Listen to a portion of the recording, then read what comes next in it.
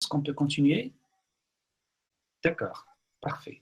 Donc, n'hésitez pas, s'il vous plaît, je reprends une autre fois. Ce cours, il doit être interactif. Euh,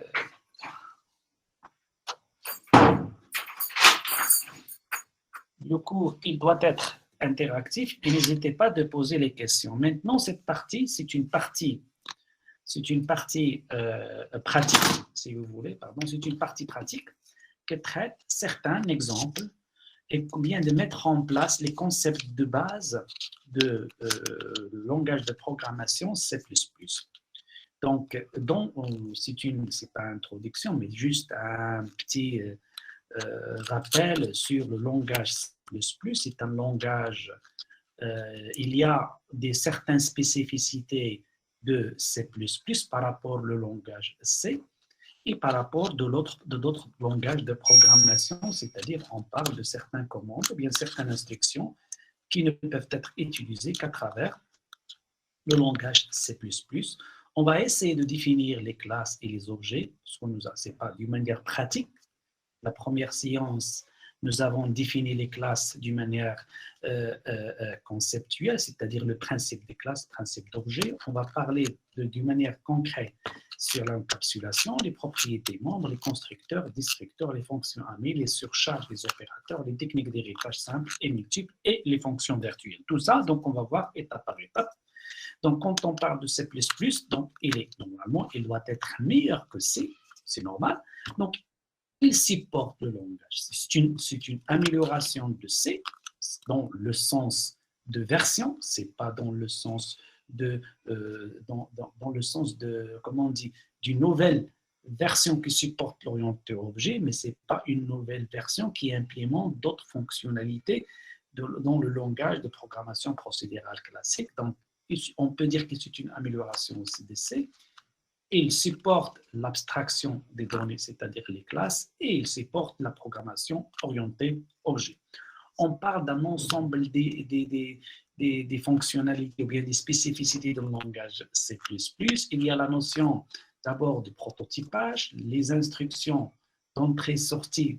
On utilise dans le langage C printf, scanf. Donc, scanf, c'est la lecture et l'affichage. Pour le langage C++, il y a des fonctions prédéfinies qui doivent être utilisées dans C++. C'est Cin, Cout, c'est la lecture avec Cin et l'affichage avec Cout, la notion des commentaires, la notion des déclarations, la notion des références, la notion des arguments par défaut, la surdéfinition. Et on peut utiliser également les deux fonctions de base avec la création d'un objet en utilisant new et en utilisant bien sûr des lettres pour les supprimer. Et la notion également très importante, ce qu'on appelle les fonctions online. On va les détailler. D'abord, le langage C++, il utilise un commentaire online plus que le commentaire d'un bloc. C'est le commentaire d'un bloc entre anti-slash étoile et on ferme par anti-slash. Ça, c'est le commentaire d'un bloc. Et le commentaire, la même chose en C++. Puisqu'il s'agit d'amélioration, on doit garder d'abord le commentaire par bloc, en plus le commentaire en online. Fonction prototype. Donc, d'une manière générale, donc, le langage C++, il propose trois grandes parties ou bien trois grandes fichiers de base pour le développement de votre projet. Et c'est cette structure que vous allez développer ou bien vous allez utiliser dans le projet que je propose. D'abord, il y a la fonction, il y a le fichier donc x.h ou bien header.h, x.h ou bien mon projet.h, le projet.h. Donc, dans ce fichier, c'est un fichier qui contient ce qu'on appelle le prototype de toutes les fonctions que vous avez utilisées. Et ou bien soit le prototype ou bien la signature de la fonction. La signature ou bien le prototype de la fonction, c'est quoi? C'est la valeur de retour. Ici, on trouve un exemple void, c'est-à-dire la valeur où ne retourne rien, le nom de function, le nom fonction, le nom de la fonction, et il y a les paramètres. Ces trois informations donnent ce qu'on appelle la signature ou bien la déclaration, ou bien le prototype de la fonction. Je déclare tous les prototypes que je vais utiliser, y compris les classes que vous allez développer avec, bien sûr, les relations que nous avons parlé, soit l'héritage, l'agrégation, l'association, qu'on peut définir au niveau de header.h, et on doit implémenter la fonction, c'est-à-dire le contenu de la fonction, il doit être développé dans implement.cpp. Implement.cpp, c'est-à-dire développement des fonctions qui vont être utilisées, qui ont déjà déclaré dans le header. Et il y a le projet qui contient la fonction main, c'est-à-dire la fonction principale qui fait appel à des fonctions qui sont déjà prédéfinies dans implement.cpp. Monsieur, vous avez un problème de son. Merci. Donc, est-ce que peut-on continuer, s'il vous plaît? D'accord? Bon, après la définition de header, c'est-à-dire de l'entête, dans header, vous pouvez définir mêmes fonctions qui portent le même nom avec des paramètres différents et des valeurs de retour différentes. C'est-à-dire, on parle de la surcharge. La surcharge, c'est une notion extrêmement intéressante, extrêmement importante dans le cadre de la programmation orientée objet, c'est-à-dire je peux utiliser une fonction qui a un objectif avec du contenu, c'est-à-dire le noyau ou bien le corps, il est différent avec les paramètres, ils sont différents. Par exemple, je peux calculer la racine carrée d'une valeur qui est de type entier, retourne un entier. Par exemple, je peux faire la racine carrée, ou bien le carré, par exemple, le carré d'un float, il donne un float, ou bien je peux faire, comme nous avons ainsi un jour, la dernière séance, je peux faire la somme de 2 étudiants. Je peux faire la somme de 2 chaînes de caractères. Je peux faire la somme de deux matrices. Je peux faire la somme de 2 entiers. Ce sont somme, mais les paramètres sont différents. Et je dois définir le corps. Ça dépend bien sûr des besoins spécifiques de l'opération. Bon, voilà l'exemple. Je peux faire le complexe. Je peux faire l'opérateur plus qui permet d'implémenter. Par exemple, je peux faire l'opération d'incrémentation. Une fois que je te donne i est égal à 1, et je vais incrémenter, on va faire ce TP. Et on va incrémenter i par 1, je vais faire i++. Donc, c'est-à-dire i, il devient, si jamais i est égal à 1, i++, il devient i est égal à 2. Mais je peux faire i++ pour un pointeur. Le pointeur, donc, c'est-à-dire si jamais je pointe sur un entier, et si jamais je veux faire i++, je ne vais pas incrémenter par 1, mais je vais incrémenter par le bloc sur lequel le pointeur est pointé. Si le bloc il est de 4, je vais incrémenter la valeur par 4. Le bloc il est de 8, je vais incrémenter par 8. Donc, l'opérateur plus, il s'adapte selon le type des opérants, c'est-à-dire de A et B, ou bien sur lesquels il s'applique l'opération. Bon, maintenant, le surcharge, toujours dans le surcharge. Donc, il y a la deuxième notion. Donc, on va reprendre avec des exemples la fonction, c'est-à-dire la fonction de surcharge. Il y a la notion de ce qu'on appelle la fonction online. La fonction online, elle est largement utilisée dans l'objectif, s'il vous plaît, si les choses ne sont pas claires, posez les questions, je reprends. Dans l'objectif d'accélérer l'exécution des fonctions. Avant de parler de la fonction online, d'abord, j'aimerais bien d'expliquer le principe de fonctionnement d'exécution d'une fonction ou bien d'une procédure dans le cadre de la programmation procédurale. Dans le cadre de la programmation procédurale, je développe procédure 1, ou bien la fonction 1, fonction 2, fonction 3, fonction 4. Lors de l'écriture de programme principal, je peux faire appel à la fonction. D'accord?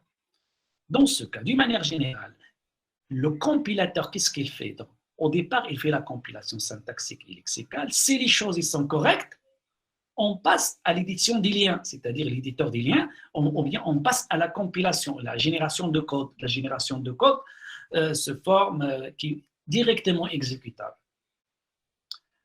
Dans ce cas, lors de la compilation d'une fonction normale, qu'est-ce qu'on fait? On garde le contenu de la fonction dans la fonction là où il est enregistré sur le support mémoire. C'est-à-dire, on doit faire un exemple. Je vais écrire un programme il y a un appel à une fonction. Lors de la compilation, on garde juste le nom de la fonction. Une fois le compilateur, c'est-à-dire il arrive à la fonction qui va être exécutée, qu'est-ce qu'il va faire? Il va faire ce qu'on appelle un appel vers l'appel de la fonction. L'appel de la fonction, il génère... C'est la même chose comme le langage C, monsieur. C'est le langage C, je parle de langage C, exactement, c'est la même chose. Mais langage C, c'est dans le langage C. C'est la même chose c'est dans le langage C qui va être utilisé dans C++. Il y a ce qu'on appelle un appel. Donc, qu'est-ce quoi un appel? L'appel, il est à 3 étapes. C'est-à-dire l'exécution de l'appel, la notion de l'appel à une fonction à 3 étapes. Il y a rupture. Il y a ce qu'on appelle une interruption. Une interruption, l'arrêt de programme, une interruption. L'interruption, qu'est-ce qu'il garde? Donc, la deuxième étape, c'est toujours dans la première étape, c'est l'interruption et charger l'état avant de l'exécution dans la mémoire. 2, charger la fonction. 3, charger la fonction. 2, c'est charger la fonction, toujours dans 2, lancer l'exécution de la fonction avec les paramètres de la fonction. Une fois on termine, voilà, le résultat, d'accord, on garde le résultat, on va libérer la fonction et on charge le programme et on continue l'exécution. Est-ce que c'est clair? Donc, toujours, on a un programme de ce genre.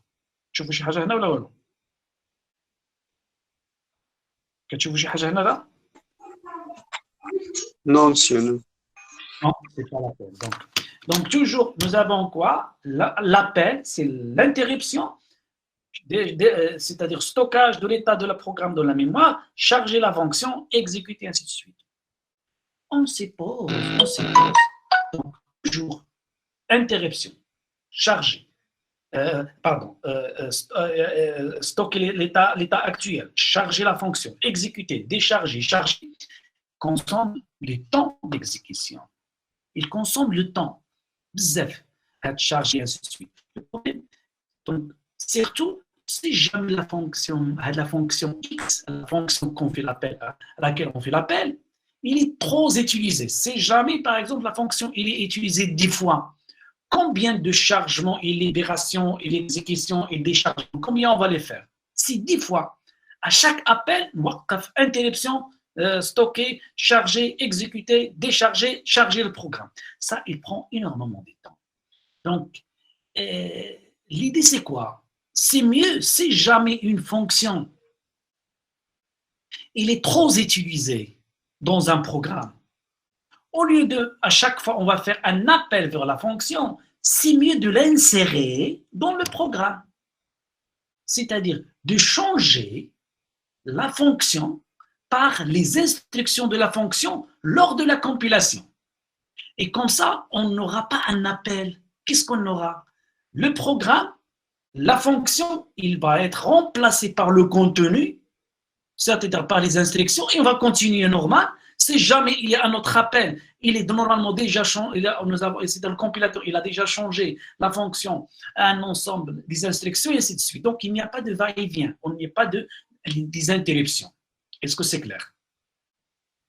Donc, qu'est-ce qu'on fait? On définit la fonction, c'est une fonction online.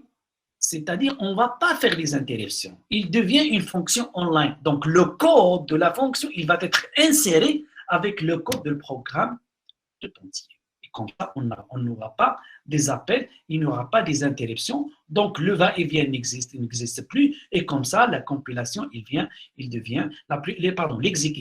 il devient trop rapide par rapport, bien sûr, aux fonctions normales.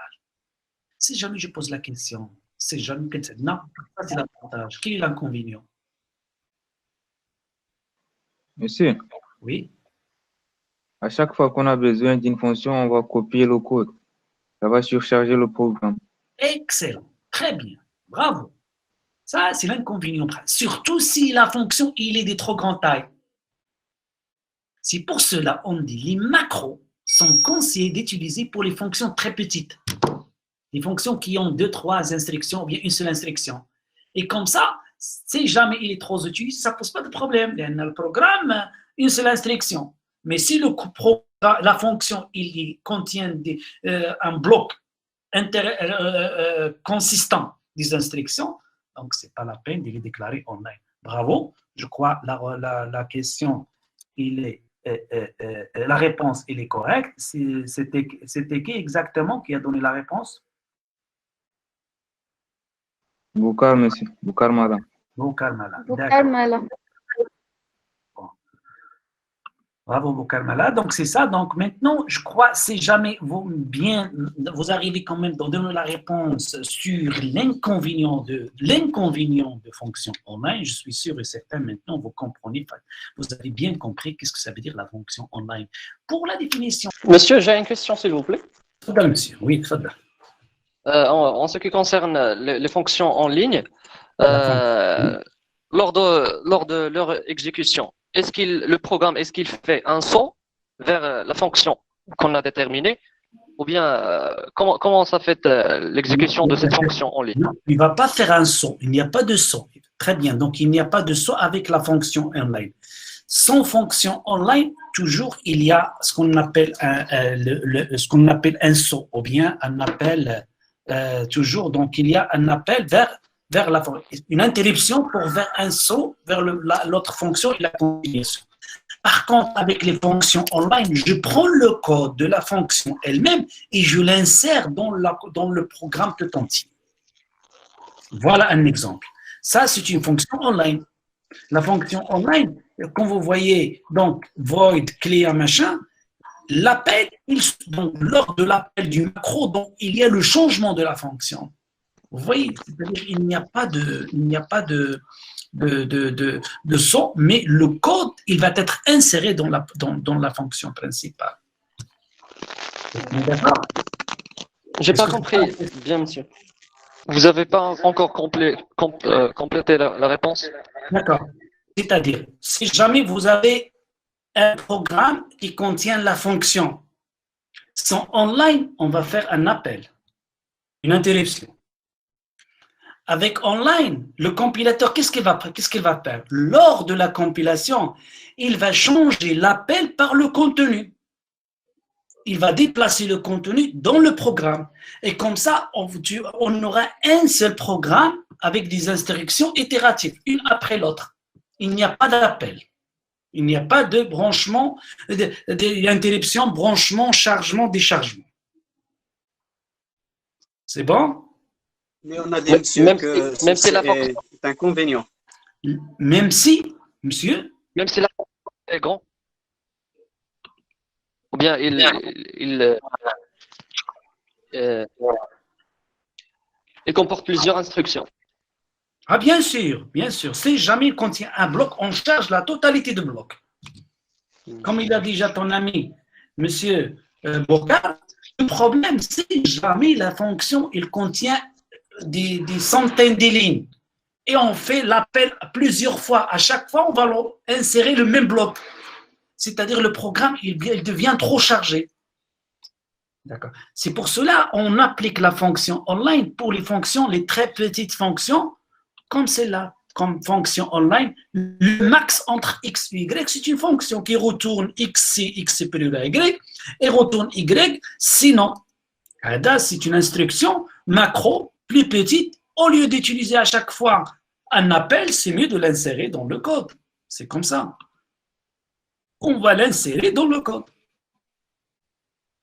Maintenant, après la fonction online, c'est clair, je reprends, s'il vous plaît. Donc, il y a... Merci. Oui. Monsieur, Oui. est-ce que print il a en fonction online? Pardon? Print. La fonction print. Non, print, c'est une fonction prédéfinie. D'accord? Donc, normalement, print, c'est une fonction là où il y a une interruption. Donc, on fait chargement. Ce n'est pas une fonction online, print. C'est une fonction prédéfinie qu'on fait c'est une fonction de stdio.h ou bien streaming.h. Ça dépend. C'est 1.1c de streaming.h et print, c'est stdu, c'est standard input output.h. C'est une fonction prédéfinie. D'accord? Alors, monsieur, si la fonction est compliquée, on va faire la rupture. Mais il y a un peu de ligne, Oui. on va l'insérer directement, n'est-ce Non, pas? c'est jamais l'utilisateur lui-même, il l'a défini en tant que fonction online. Il va être inséré, le contenu de cette fonction, il va être inséré dans le code. Donc, il n'y a pas donc d'interruption. Il n'y a pas de sauver l'appel vers la fonction. Mais sinon, donc, il y a un appel d'une manière, c'est-à-dire classique, d'une manière classique. Mais quand il y a de la fonction online, puisqu'il n'existe pas auparavant, puisqu'il n'existe pas la fonction online auparavant. Dans ce cas, l'appel de la fonction, toujours, il y a des interruptions. C'est-à-dire, à chaque fois qu'on veut exécuter une fonction, il faut faire un appel. Il faut faire arrêter l'exécution. C'est une interruption, arrêter l'exécution du programme en cours, charger l'état de programme sur la mémoire, charger la fonction, exécuter la fonction, récupérer les résultats, charger le programme, continuer l'exécution. C'est normal, عادي. ولكن إذا كانت هذه لا فونكسيون اللي كنستعملها سي jamais cette fonction elle est 100 fois utilisée dans le programme. Combien des interruptions on va faire? On va faire 100 interruptions, 100 chargements qui perdent le temps d'exécution. Mais pour résoudre ce problème, qu'est-ce qu'on va faire? C'est mieux d'éviter le chargement et déchargement, et on déclare cette fonction en tant que fonction online. Et lors de la compilation, c'est pas au moment d'exécution, lors de la compilation, on va générer un seul programme qui contient des instructions itératives sans faire l'appel à la fonction. Est-ce que c'est clair? Monsieur? Oui, monsieur. Monsieur, j'ai pas bien compris comment ça se fait l'insertion de la fonction dans le programme. شوف الانسيرسيون ماشي انت خويا اللي غديرها سماك الله شكون معايا Youssef. c'est ماشي انت اللي غدير l'insertion, c'est pas le programmeur. En tant que programmeur, qu'est-ce que tu vas faire? Tu vas déclarer la fonction en tant que online. Et le compilateur, le compilateur, c'est lui-même. Qu'est-ce qu'il va faire? Il va dire la fonction dialogue, si jamais tu as déclaré la fonction en tant que fonction online, lors de la compilation, il va prendre le contenu de la fonction, il va l'insérer dans le code. Et à ce moment-là, tu auras un code, un code généré qui va être exécuté sans appel. Ok? C'est bon? On va voir des exemples. On va voir des exemples pratiques, d'accord? Et ça, ce sont des exemples que vous pouvez. Donc, en tant que lors de test, mais tester, vous n'allez pas voir la différence entre les deux. Mais lors. Voilà, monsieur. C'est ça ce que je voulais savoir. J'ai pas bien compris la différence entre l'appel des fonctions et l'effet de ces fonctions en ligne. Donc, lors de test, quand tu vas faire de tests, tu vas pas sentir de la différence entre les deux. Surtout lorsque tu vas utiliser une fonction une seule fois, bien deux fois. Tu vas pas sentir la différence. Mais c'est quand on aura un problème, lorsque vous allez utiliser cette fonction plusieurs fois, des centaines de fois. Donc, des centaines de fois, tu vas, et en utilisant des métriques qui permettent de mesurer le temps d'exécution, tu vas avoir une différence entre les deux. Mais en général, tu ne vas pas sentir la différence entre les deux programmes. Mais la règle, qu'est-ce qu'elle dit? C'est mieux lorsque vous allez utiliser une fonction plusieurs fois dont le code il est très petit, c'est mieux de le définir en tant que fonction online. D'accord? S'il n'y a pas d'autres questions, n'hésitez pas à déposer les questions, s'il vous plaît. S'il n'y a pas d'autres questions, je reprends. Donc, la déclaration des variables. Une chose extrêmement intéressante, la déclaration des variables, ce sont des variables qui peuvent être déclarées à tout moment. Il suffit de respecter ce qu'on appelle le bloc d'appartenance de variables. Les blocs d'appartenance de variables peuvent être soit un bloc d'appartenance toujours entre crochets. Une fois tu déclares une variable entre crochets, une fois tu sors de crochet, il n'est plus là. Ce qu'on appelle la portée des variables. Et la portée des variables, il ne peut être utilisé que dans le bloc là où il est déclaré. D'accord? Bon, ça, c'est ce qu'on appelle la déclaration de variable. Il y a la notion également de constant. Donc, on peut utiliser la notion de constant. Donc, surtout le problème de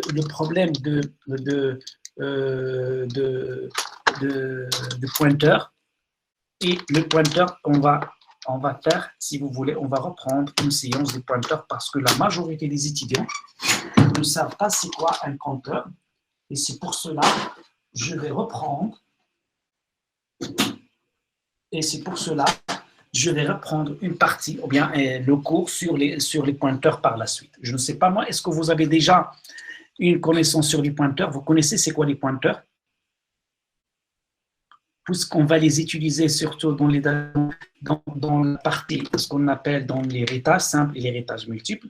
Donc, je préfère que je refasse un cours bien particulier sur les pointeurs. Les pointeurs, ils sont déclarés toujours par étoile, c'est-à-dire le pointeur, il contient l'adresse d'une autre variable.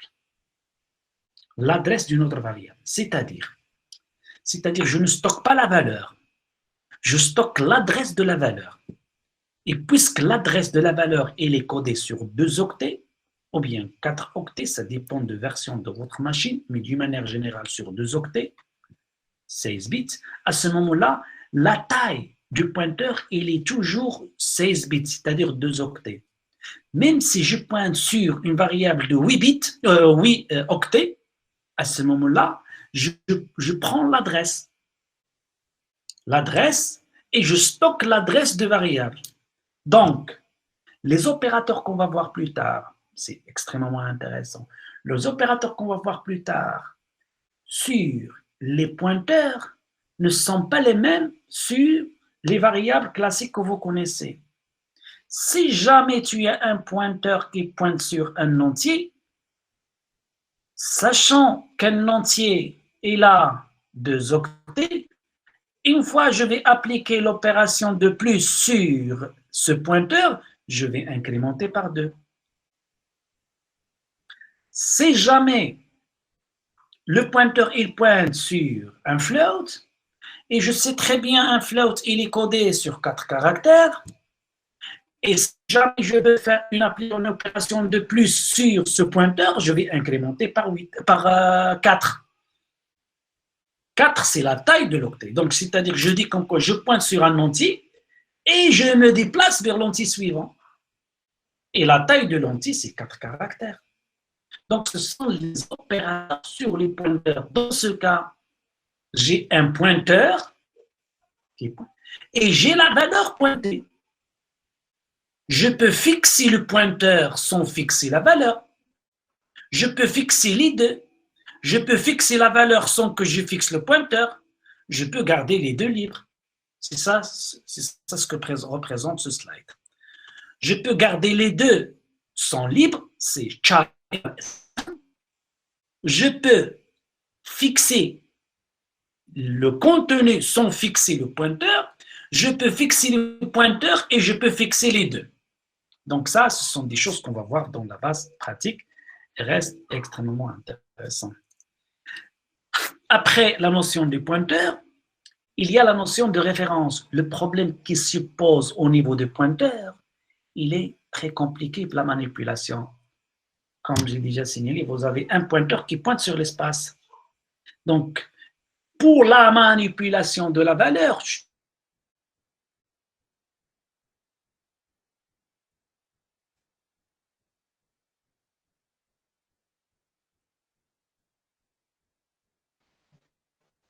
Monsieur, on ne vous entend pas.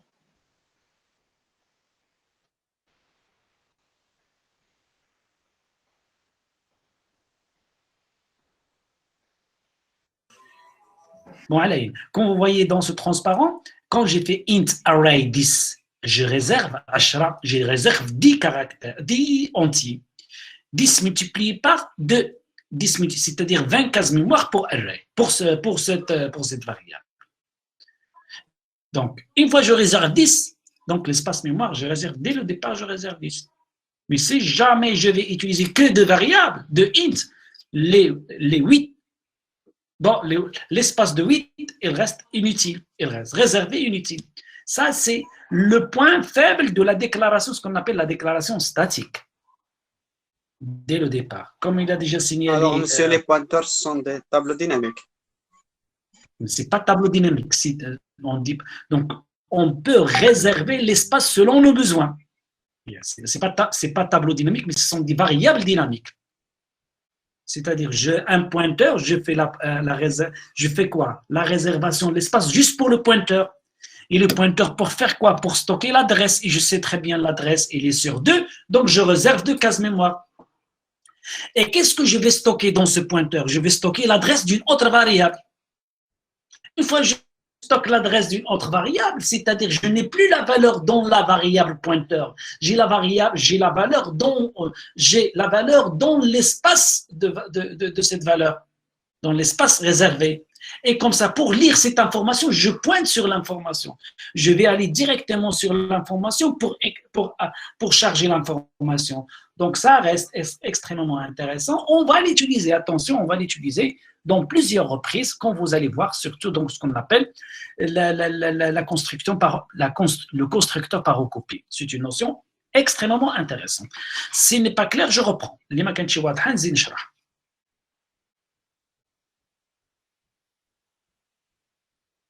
C'est bon, je crois. Donc maintenant, je donne ici. Vous pouvez expliquer.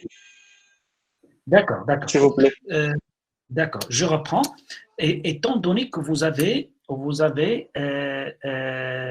un espace, d'accord, vous avez, d'accord,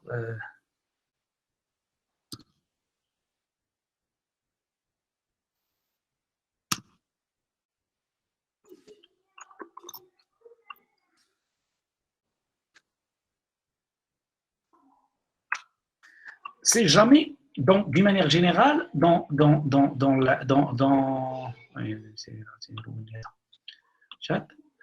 je peux dans la mémoire, déjà dans la mémoire, si jamais ça c'est la mémoire, d'accord, on ne sait pas ça c'est la mémoire, d'accord.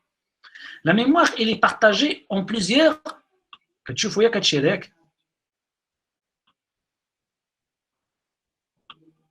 Oui, monsieur. D'accord, il est partagé en plusieurs cases mémoire. Case mémoire 1, case mémoire 2, case mémoire 3, case mémoire 4, et ça c'est la mémoire, d'accord?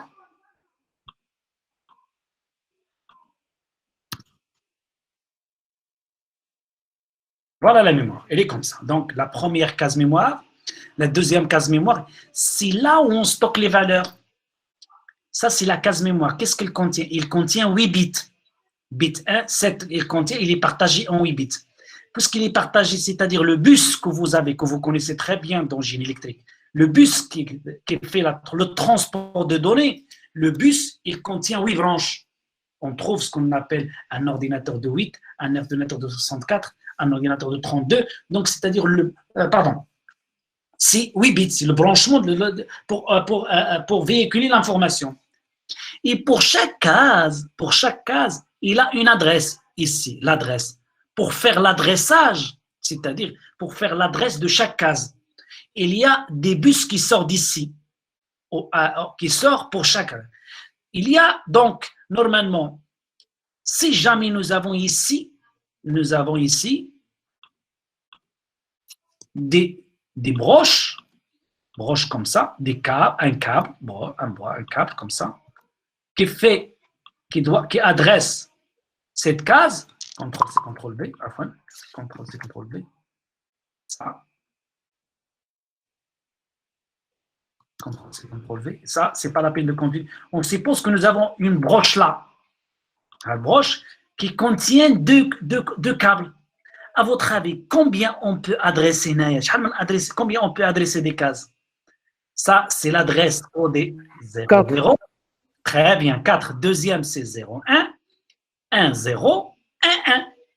Donc, avec une broche de 64, là, on parle un ordinateur de 64, ou bien de 32, ou bien de 280, c'est-à-dire le nombre de broches, le nombre d'espaces mémoire à adresser. Donc, chaque case mémoire, il est à une adresse, c'est-à-dire un ensemble des combinaisons entre l'ensemble des broches. On suppose qu'on a 16 broches. Donc, combien avoir combien des cases mémoire? 16 multiplié par 2. Donc, 2 à la puissance 16, pardon. Possibilité. Dans ce cas, la valeur que je vais stocker ici, si jamais je veux stocker un entier, il est codé sur 2 caractères. Donc, je dois réserver les 2. Et je stocke dans cet emplacement la valeur X.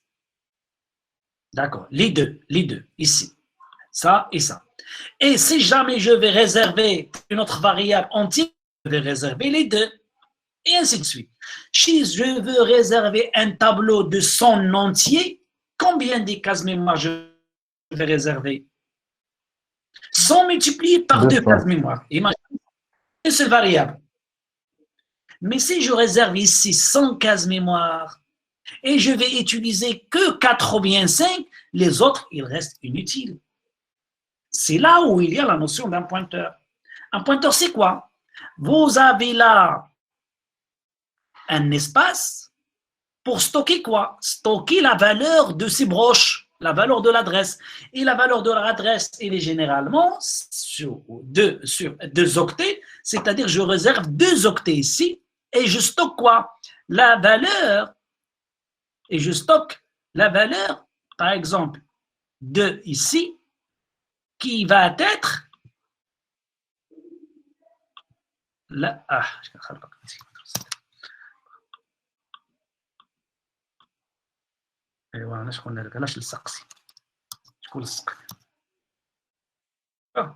je prends ici, par exemple, il va pointer sur la valeur, c'est-à-dire, je dis quoi? Je stocke ici l'adresse, mais la valeur, il va être stocké ici. Lors d'un besoin, je fais la réservation par malloc. Ou là, avec la nouvelle version, avec new, je fais la réservation d'espace ici new, et à partir d'ici, je pointe sur la valeur qui m'intéresse. S'il m'intéresse 2 valeurs, je vais réserver 2 multiplié par 2, je vais réserver 4. S'il m'intéresse 10, je vais réserver 10. S'il m'intéresse 3, je m'intéresse. Mais au départ, je fais la réservation que le pointeur lors de la déclaration. C'est ce qu'on appelle variable dynamique. C'est-à-dire, il est dynamique, c'est-à-dire, il change selon le besoin. D'accord? J'ai essayé d'expliquer avec, c'est-à-dire, c'est ça ce que j'utilise pour expliquer les pointeurs, mais malheureusement, je n'ai pas un stylo, mais j'ai essayé de le faire avec un dessin. Bon, d'une manière générale, donc les pointeurs restent toujours extrêmement intéressants.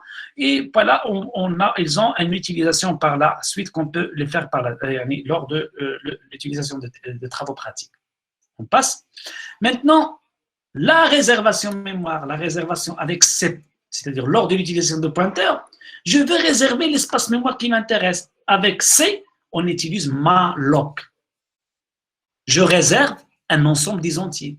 Je réserve 5 entiers. Je réserve 6 entiers. C'est-à-dire, vous avez un espace mémoire pour stocker 6 entiers dans var.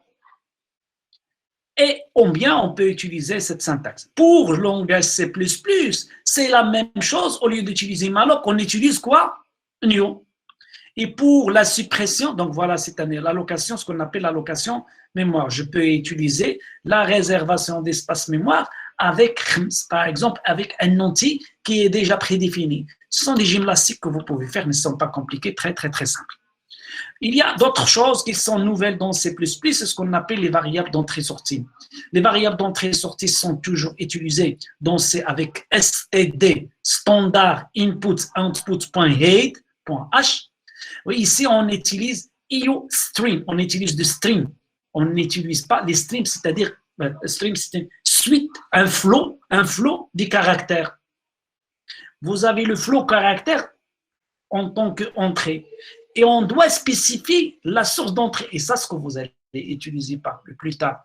Vous pouvez utiliser le flow de caractère que vous allez envoyer via par exemple, une télécommande, les données, ou bien via le clavier. Donc maintenant, le clavier, qu'est-ce qu'il devient?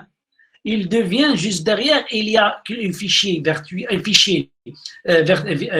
virtuel qui stocke les données du clavier. Une fois je tape A, B, B, B, C, C, c'est-à-dire je stocke A dans un ordre. Et dans l'autre ordre, je vais faire la lecture. C'est ce qu'on appelle, ça c'est in et ça c'est out. D'accord?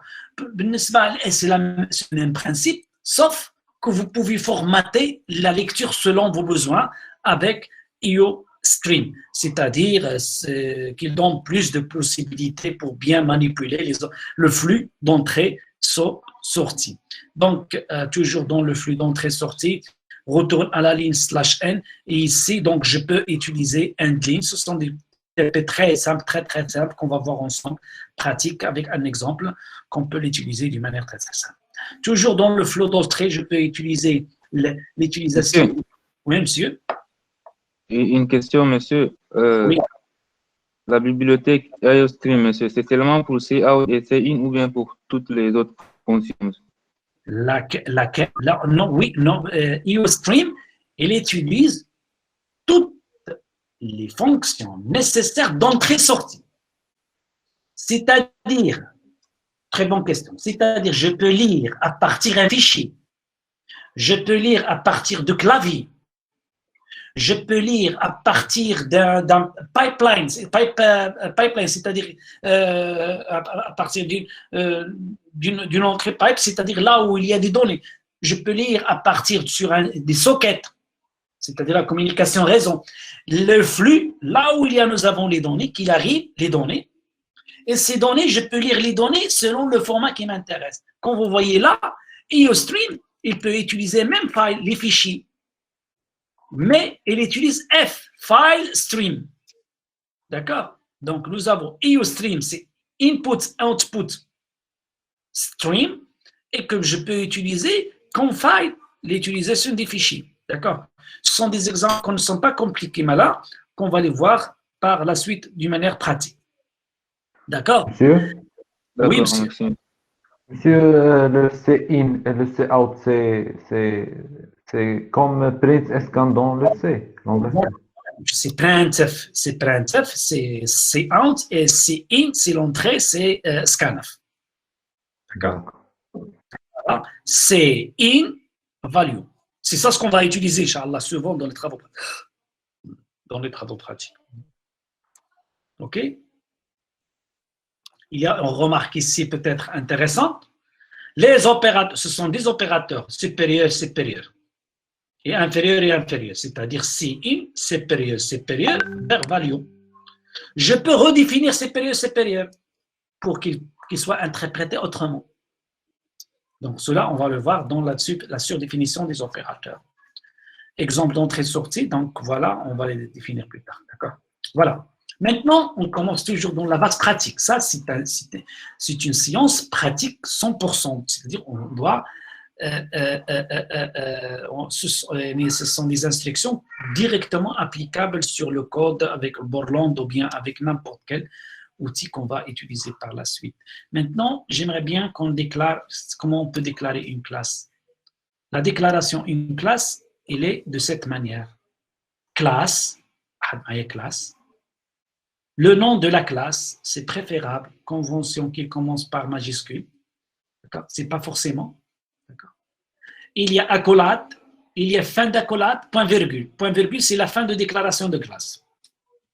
D'accord? Et entre les deux accolades, je trouve la première partie, c'est la déclaration des attributs, qui sont par défaut private, c'est-à-dire privés, et il y a juste après les fonctions, si jamais ils sont précédés par public 2 points, c'est-à-dire qu'ils deviennent les interfaces de cette classe. Une fois je termine, ça c'est la définition de... Ça c'est la définition de la classe. OK? D'accord? Ça, c'est la définition de la classe. Il commence par accolade et il se termine par accolade, point virgule. Une fois que je termine, ça y est, ça c'est ce qu'on appelle le prototype de la classe. Il est bien défini. Ou bien le nom de la classe, elle est maintenant après la compilation de ces instructions, après 20 point virgule, il va créer d'une manière abstraite la classe point. Et si jamais je veux développer le contenu, vous avez combien de fonctions ici? Nous avons deux fonctions. Fonction qui s'appelle initialiser et fonction qui s'appelle afficher, ou bien les méthodes. Les méthodes de cette classe, ils sont déjà précédées par public, c'est-à-dire que je peux les utiliser à l'extérieur de cette classe qui s'appelle point. Maintenant, quel est le code ou bien le contenu de cette la signature, le contenu qu'est-ce la signature? Pardon, la signature sur le nom, ce qu'on appelle le bloc de la fonction. Pour définir le bloc de cette fonction, qu'est-ce qu'on va faire? Il a void, ça c'est void, toujours attention, c'est minuscule. Adaré, correcteur automatique, les en majuscule. Donc, void, valeur de retour, rien. Point, c'est le nom de la classe. 4 points. Ce qu'on appelle 4 points de portée, c'est-à-dire que cette fonction initialisée appartient à la classe qui s'appelle point. Donc, initialisé, il est là, il appartient à la classe point. Et qu'est-ce qu'elle contient? Deux paramètres, ou bien deux arguments. Les deux arguments, et il commence et il termine, son point virgule. Et ça, c'est le contenu de cette fonction. D'accord? La même chose, void, la classe d'appartenance, point, 4 points d'apporter, le nom de la fonction, il est là, c'est affiché, et affiché, il appartient à cette classe. Et voilà, début, C1, c'est afficher les coordonnées X, Y, et on termine le programme. Maintenant, une fois vous développez, donc voilà, ça c'est un exemple complet, exécutable, vous pouvez faire copier-coller, ça va marcher. Après la compilation, et qu'est-ce que vous allez faire ici? Le programme principal, ça dépend si vous allez utiliser Delph, il faut absolument faire void, sinon dans certaines versions, ce n'est pas nécessaire. Dans ce cas, qu'est-ce qu'il faut faire? Donc, vous avez P, déclaration, ici, déclaration d'un pointeur, ça, il est statique ou bien dynamique? La déclaration de point ici, c'est statique ou bien dynamique? Normalement, c'est clair, il est statique. Il n'y a pas étoile. Il n'y a pas étoile, monsieur. Donc, il n'y a pas étoile, donc c'est statique. Est-ce que j'ai le droit de faire point P affiché? Point, c'est-à-dire, point, c'est un objet de la classe point. Est-ce que j'ai le droit de faire ici ce point? C'est-à-dire, je peux accéder à afficher de l'objet P. Oui ou non? Oui, pourquoi non? Pourquoi? Oui, il est public. Donc, j'ai le droit de... Si jamais il y a une fonction void, par exemple, coucou, son argument, est-ce que j'ai le droit de faire comme ça? Et bien sûr, il a dit oui, le coucou. Est-ce que j'ai le droit de faire comme ça? Elle est privée. Donc, il est par défaut privé. Donc, je n'ai pas le droit de faire accéder directement à la fonction, même si de la classe, parce qu'elle est privée. Void ou bien int. Dans ce cas, donc, on n'a pas le droit d'utiliser ça parce qu'il est privé. Et par défaut, même s'il n'a pas, donc c'est-à-dire il est naya protected par défaut. C'est pas la peine d'écrire protected. Pardon, c'est pas protected. Chimia, à fond. Allez, chimia. Et Private. Private. il est par défaut, il est privé. D'accord? C'est très bien. Maintenant, je reprends. Est-ce que c'est classique? Oui, monsieur. C'est pour accéder à bien pour s'en servir à ces fonctions qui sont privées, on va utiliser le get et le set. Très bien. On va utiliser les get et les set et on va utiliser d'autres fonctions qui sont là, publiques, pour accéder à la partie privée. Ah. OK? D'accord. En général, les fonctions qui sont réservées à la classe, ils sont toujours publiques, privées. Il reste ce qu'on appelle l'interface qui vous permet de communiquer avec les autres à l'extérieur. Ils doivent être publics. Parce que si toutes les fonctions d'un objet, d'une classe, ils sont privées, cette classe, elle reste isolée. Impossible de l'utiliser. Elle reste inutilisable. D'accord? Est-ce qu'on est d'accord?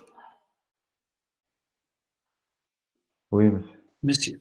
Maintenant, on passe directement à une autre notion qui s'appelle constructeur et destructeur. Quelqu'un qui peut me rappeler c'est quoi un constructeur? Un rappel, s'il vous plaît.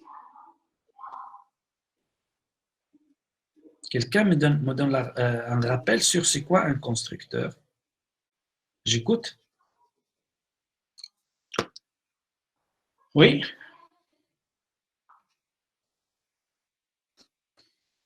C'est quoi un constructeur? C'est quoi un destructeur? Ici, le constructeur il permet d'initialiser les objets. Là, ça fait chier. Non, c'est C'est de créer des objets. quelqu'un d'autre. Quoi d'autre? Création des objets. Initialiser lors de la création, parce que les objets se créent automatiquement. Là, voilà, non, je ne suis pas d'accord. Ils possèdent le même nom que la classe. Non, oui, il porte le même nom de la classe, oui, j'ai d'accord, mais je ne suis pas d'accord. Monsieur, c'est quand on fait appel à un objet, et c'est la première fonction qui s'exécute. Car si quand je suis L'écriture de classe. car si quand je suis pas d'accord, ولكن ما قديتش اذا قلتها تقول ما نجي نشرحها تكون هي هذيك كنظن بان الناس عينك تقرب ليها وي لا هي. Lors de la création de l'objet, le créateur se hada automatiquement. D'accord. Lors de la création de l'objet, le créateur crée la création entre la création. Voilà. Non, le créateur D'accord. est automatiquement. السيده هي ما يمشي تشاف في المدارس. Très bien. Donc, عقلها شي حاجه donc je plaisante. Et pour amuser un petit peu, donc le constructeur, comme presque à peu près il a dit sur une aide, c'est le constructeur, c'est quoi pour moi? Initialiser l'objet. Qu'est-ce que c'est? Il ne permet pas de créer l'objet. كيكرييش l'objet. ولكن نقدروا نستعملوه باش les deux objectifs. On peut l'utiliser pour ces deux objectifs. Puisque j'aimerais bien qu'on donne d'abord la définition exacte.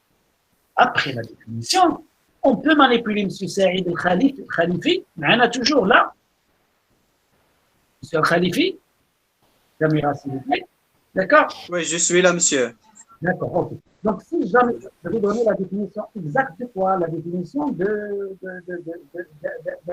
constructeur. C'est quoi un constructeur? Un constructeur, c'est une méthode de la classe. Initialiser, comme tout à l'heure, une fonction de initialiser, comme vous voyez là, initialiser, afficher. C'est une méthode de la classe qui est publique. Deux, il porte le nom de la classe. Trois comme caractéristiques, qui est caractérisé là?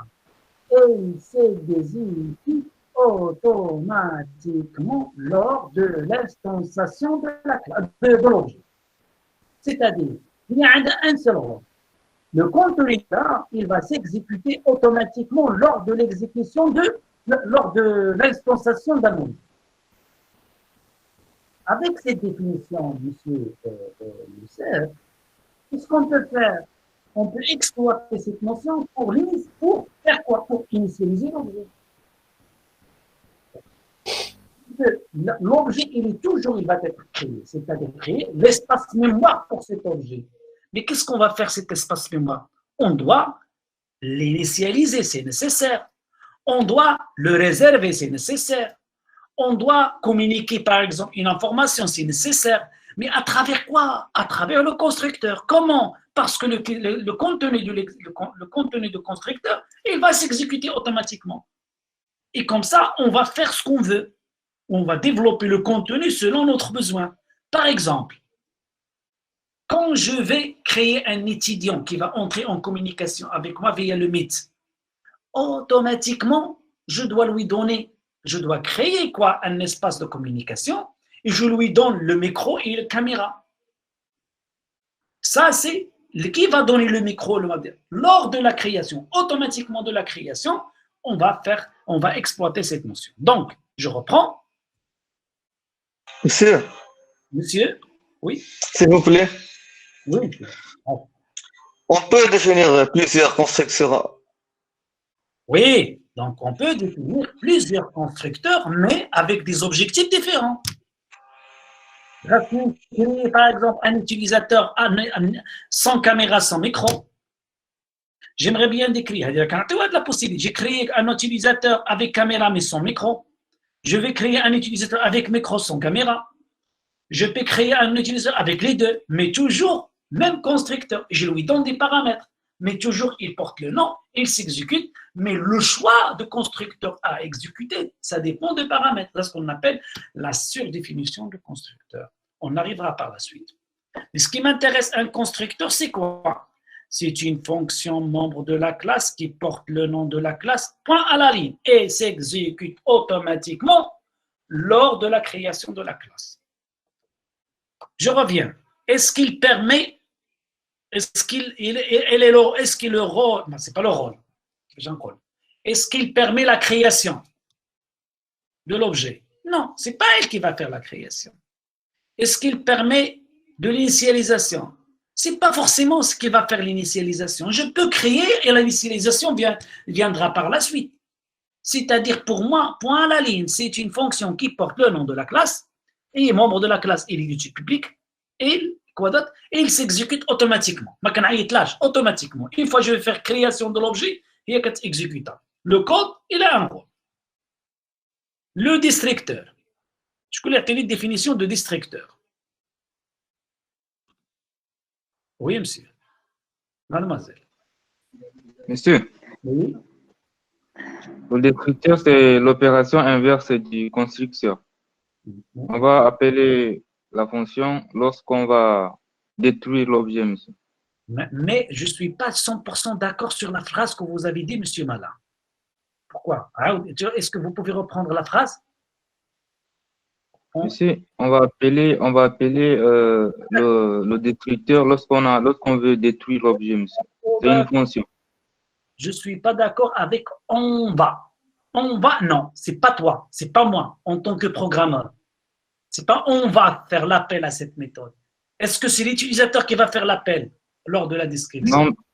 Donc, Non, il appelle automatiquement, monsieur. Automatiquement, monsieur. On sait jamais, on reprend la phrase, Malin.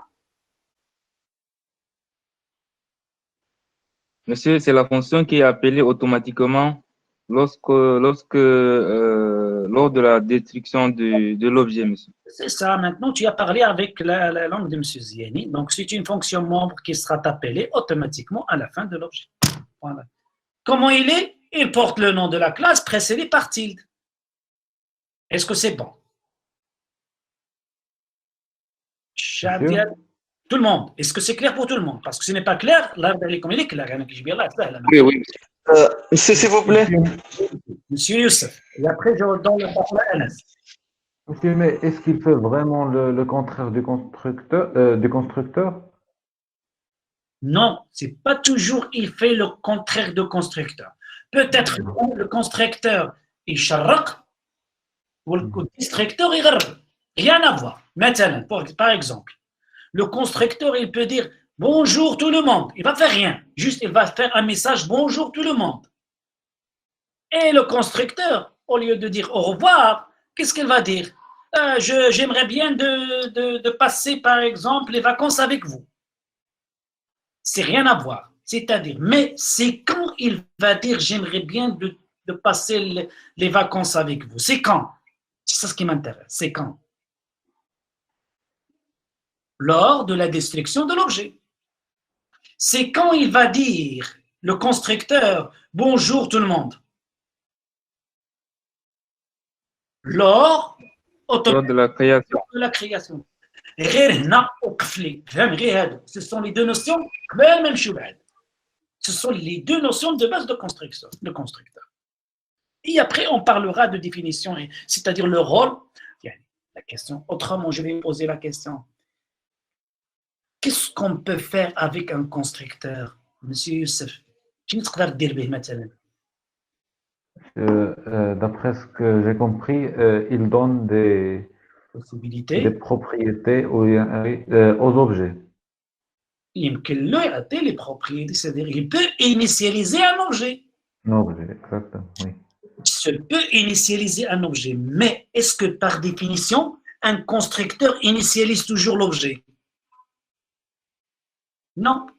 هادشي اللي بغيت انا برافو سي صح سي لي كلير on داز يعني النص بالعربيه ونص فرنسيه on داز الاكزامبل اسكو تا كومبري مسيو بكر مسيو دوك بوكر on داز qu'est-ce que ça veut dire on داز en français? Vous pouvez répéter, s'il vous plaît, monsieur? Qu'est-ce que ça veut dire on داز? J'ai fait la c'est-à-dire mélange entre on passe et on داز. On داز ندوزو بالعربيه, c'est-à-dire on va passer. On va passer, oui, monsieur. On va passer, d'accord? Donc on va passer à l'exemple de constructeur. Voilà. Voilà, s'il vous plaît. Voilà, nous avons une classe, doucement, s'il vous plaît, doucement, je vais expliquer comme ça. Nous avons une classe, comment il s'appelle? Il s'appelle personne, d'accord? Qu'est-ce qu'il contient? Il contient, d'accord, d'abord déjà, char, le nom, int, âge. C'est quoi ça? Ce sont les propriétés. Et vous avez quoi? Personne. Est-ce qu'il porte le nom de la classe? Oui. C'est quoi personne dans ce cas? Qu'est-ce qu'il représente? C'est une fonction membre. Fonction membre, mais qu'est-ce qu'il représente? Un constructeur, monsieur. Constructeur. Un constructeur de la classe. Et c'est quoi ça? Destructeur. La classe. Destructeur. Des constructeurs. Il est précédé par tilde. Normalement, il y a faute pub, il est toujours public, donc public. Mais le constructeur seulement reconnu public. D'accord? Est-ce qu'on est d'accord? Maintenant, nous avons déclaré la classe et la fin de la déclaration avec point-virgule. Non, ça, c'est quoi la déclaration de la classe? Juste après, qu'est-ce qu'on va faire? Si on se rappelle très bien, on doit développer les méthodes. La première méthode, comment il s'appelle? Personne. Appartient à quelle classe? Personne. D'accord? Et qu'est-ce qu'il a comme paramètre? Char A. Et qu'est-ce qu'il va faire? C'est int, afficher un message, l'initialisation de l'objet, affecter la valeur, passer en argument un nom, et passer la valeur à A, la valeur de A et là à âge. À votre avis, lors de la création d'un objet X, qu'est-ce qu'il va faire ce constructeur? Monsieur Youssef.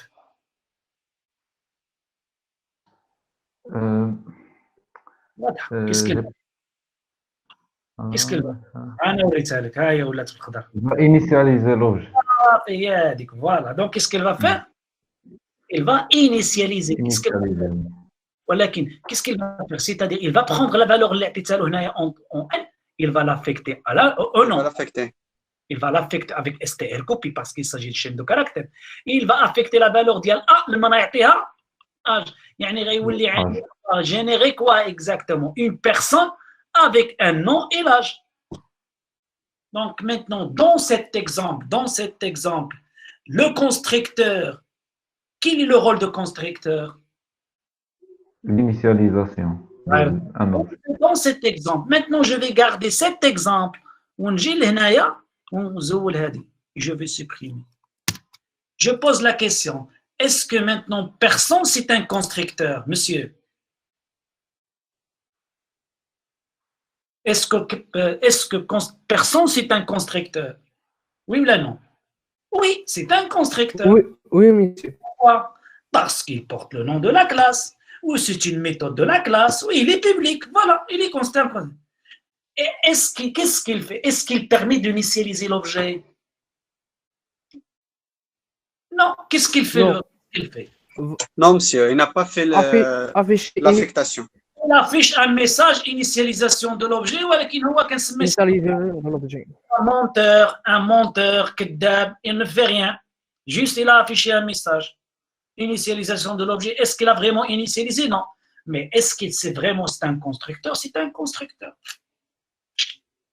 D'accord? Mais je reprends comme ça. Maintenant, ça, c'est un constructeur et elle permet l'initialisation de l'objet. Monsieur, Oui, monsieur. alors la seule condition pour qu'il soit un constructeur, c'est qu'il doit porter le nom de la classe, c'est ça? Oui, c'est une méthode de la classe. D'accord. Ça fait pas aller. ولكن le contenu dialogue, il s'exécute automatiquement lors de la création. Et qu'est-ce qu'il y a dedans? C'est toi, c'est l'utilisateur qui celui en rouge, فين مشى الروج؟ rouge. باين ما كايناش كاع. واطلقنا.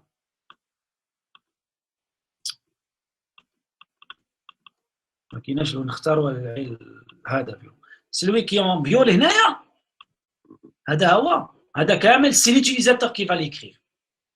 إذا خليته comme ça, CTRL X, c'est quoi? Ça, c'est un constructeur qui va être exécuté automatiquement lors de la création de l'objet. Mais qu'est-ce qu'il va faire? Qu'est-ce qu'il va faire? Il va rien afficher. Quelque chose qui est de plus. D'accord?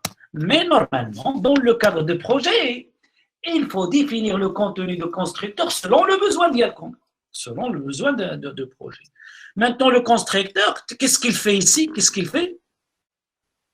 Il affiche fin de l'objet. Est-ce qu'on est d'accord? Monsieur, Oui, monsieur. à la place de void, par exemple, int ou à la place de void, par exemple, int ou float, c'est-à-dire à la fonction. Je vous entends très mal. Reprends la question, s'il vous plaît. Si à la print, on a int ou bien float. Je suis désolé. Alors, je ne sais pas, la même chose pour les autres étudiants, ils n'arrivent pas de l'entendre, ou bien moi-même, ou bien tout seul, moi. C'est moi tout seul. Oui, il y a des coupures dans le son. Il y a des coupures dans le son, monsieur Mala, je n'arrive pas d'entendre la question. Je te donne la troisième opportunité pour poser la question. Oui. Monsieur, là, est-ce que vous m'entendez? Non, monsieur, toujours un problème avec monsieur Mala, je n'arrive pas maintenant de vous entendre. En attendant, je crois que vous avez un... Oui, monsieur. Qu'est-ce qu'il a dit? Oui. Monsieur, dans cet exemple, c'est le destructeur qui affiche fin de l'objet. Oui, c'est le destructeur qui affiche fin de l'objet. Voilà. Lors de la fin de l'objet. Mais lors de la fin de l'objet, monsieur, c'est quand la fin de l'objet, ce qu'on appelle la fin de la vie de l'objet.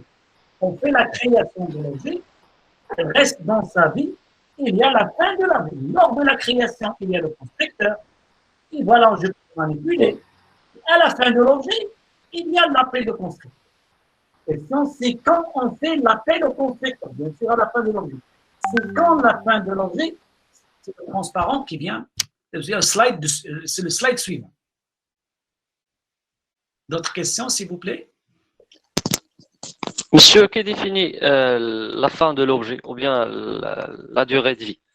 La durée. Alors, comment savoir que l'objet va se détruire ou bien ou pas? La durée de vie, il va être expliqué dans le slide juste suivant. D'accord? S'il n'y a pas d'autres questions. Pas d'autres questions, je reprends le slide suivant. Oui, monsieur. J'ai pas bien compris comment le fait qu'il s'exécute automatiquement, le constructeur et le destructeur. Je n'ai pas bien saisi la question. Est-ce que tu ne crois pas qu'il va être exécuté? Non, je n'ai pas compris comment il s'exécute automatiquement. Est-ce que c'est dans le programme? Est-ce qu'on voit qu'il s'exécute automatiquement ou bien on voit pas? On le voit qu'il s'exécute automatiquement juste lors de la création de l'objet. D'accord. Une fois que tu fais la création de l'objet, que tu ouvres le contenu qu'il s'exécute. D'accord. D'accord. وإذا ما تقتيش فيا نحلف لك.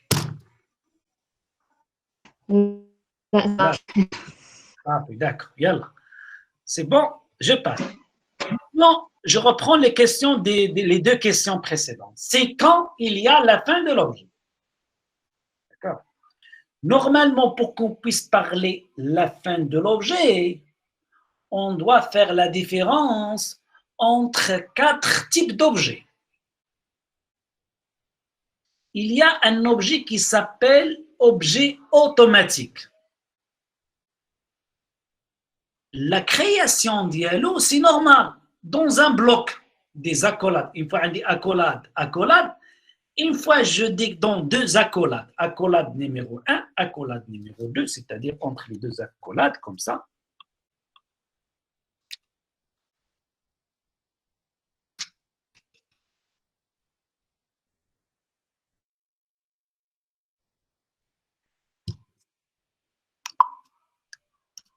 Accolade, je tape par exemple personne, d'accord, et je fais P, et je ferme. Donc ici, P, il est défini entre had l'accolade hadi et had l'accolade hadi. C'est-à-dire la durée de vie de P, c'est lors de la création à ce moment-là. Et à partir d'ici, on trouve un ensemble des instructions, des affectations, des tests, if, machin, et il se termine automatiquement juste après ça. Et ici, je peux faire par exemple int x. Ça, c'est un code, d'accord? À ce moment-là, j'ai créé un objet. Une fois que j'ai créé l'objet P, qu'est-ce qu'on va exécuter? On va exécuter automatiquement le constructeur. Donc, le contenu de constructeur, il va être exécuté suite à cette déclaration. D'accord. Donc, on va l'utiliser ici. Jusqu'à là, il est P, il est toujours en vie. Jusqu'à là, il est toujours en vie. Jusqu'à là, il est toujours en vie. Une fois que je termine ce bloc, voilà, il y a la fin de cet objet, il n'existe plus. Donc, à partir d'ici, qu'est-ce qu'on va voir? Le contenu de destructeur. Donc, on dit, si ça, à ce niveau-là, on trouve la fin de l'objet.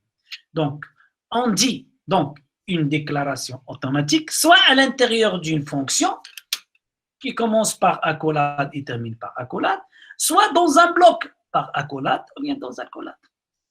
La durée de vie lors de la création de l'objet jusqu'à la fin de l'accolade. Est-ce que c'est clair? Est-ce que c'est clair? Oui, monsieur. Clair, très bien. Ça, ce qu'on appelle la première, c'est la déclaration en tant que automatique. En tant que statique. C'est quoi statique?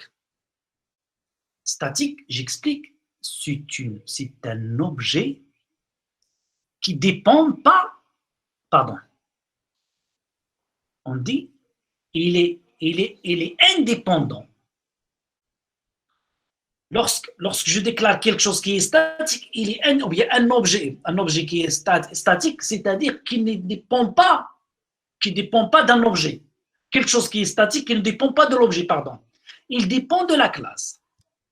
C'est-à-dire que l'objet, il est en dehors de toutes les actes de la classe de la fonction. Mais qui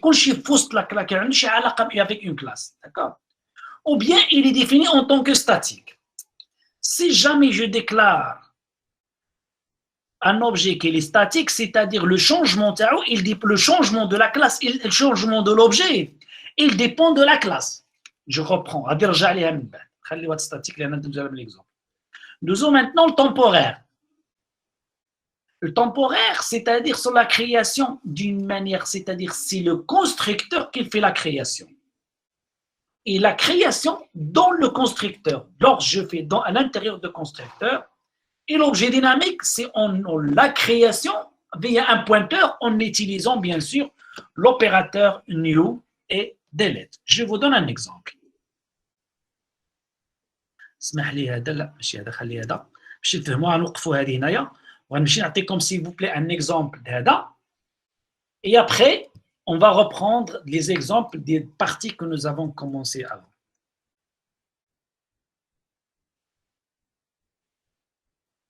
Dérivé d'un objet. D'accord. Avec un exemple pratique.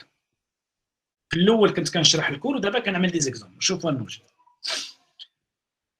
Est-ce qu'on est clair? Est-ce que c'est clair? Pardon. Est-ce que c'est clair? Ustream. Est-ce que c'est clair? Oui, monsieur. Include Ustream. Stream في مشات S. بقات واحد S هنايا. Include Ustream. D'accord? Classe. Point. C'est quoi point? C'est une classe publique. Qu'est-ce qu'il représente point ici? Constructeur. Un constructeur, monsieur. Qu'est-ce qu'elle fait le contrôleur? Il y a les deux méthodes. Soit je peux le définir directement ici, ou bien je peux, à la fin, je peux faire qu'est-ce que je peux faire. Et là, je peux dire, vas-y, vas-y. Point, 4 points. Voilà. Point. On définit quoi? On fait واضحة ياك ودير هادشي كامل.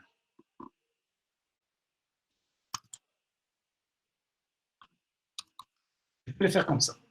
C'est-à-dire que je déclare quoi? À l'extérieur. Mais ou bien nous avons la possibilité de définir quoi? Un pointeur lors de sa définition, de développer le pointeur lors de sa définition. D'accord? Et c'est quoi ça? يلا عاونوني بزربه باش نتعلم. Descripteur, monsieur. Elle porte le nom de la classe. Et là, quand tu as une remarque très importante, il est pour le calcul, P majuscule, donc il est sensible pour le calcul, c'est-à-dire les majuscules, minuscules, puisque P majuscule, il faut absolument qu'il soit majuscule. Qu'est-ce qu'il fait le constructeur, à votre avis? Qu'est-ce qu'il fait? Et question d'examen toujours qui connaît les X et Y. C'est-à-dire, on danse un peu de bruit, s'il vous plaît, pour mademoiselle ou bien monsieur qui a le micro activé. Donc, une fois que tu poses la question, il faut le désactiver. Le micro, d'accord. Donc, il y a ici l'initialisation de X par la valeur passée en argument, abs, et Y. Initialisation et affichage. Et l'affichage de quoi? Constructeur. Constructeur. Et qu'est-ce qu'il fait le districteur? Qu'est-ce qu'il affiche? Le mot districteur. Le mot districteur. D'accord, très bien. Monsieur, Oui, madame. Est-ce que c'est toujours le districteur ici par le tiret? Oui, c'est obligé. Donc, il est précédé par tilde. Il faut absolument que c'est la même. Tilde, ça c'est la syntaxe. هذا السنتكس ديال سي بلس بلس. كوم عندك هنا بوبليك دو بوان خصك ديرها بحال هاد الشكل هكا بوبليك دو بوان. داكوغ سينو ما تخدملكش. سي بون. Voilà, nous avons terminé quoi? La déclaration d'une classe. Voilà la classe. Il est bien défini, n'est-ce pas? Je passe maintenant à l'extérieur de la classe. Oui, monsieur. Pour le destructeur, il ne va rien faire que afficher destructeur. Afficher, il ne va rien faire, effectivement. Monsieur, oui. Est-ce que le destructeur il peut afficher comme le constructeur? Oui, tu peux faire ce que tu veux. Donc, tu peux faire ce que tu veux, mais attention.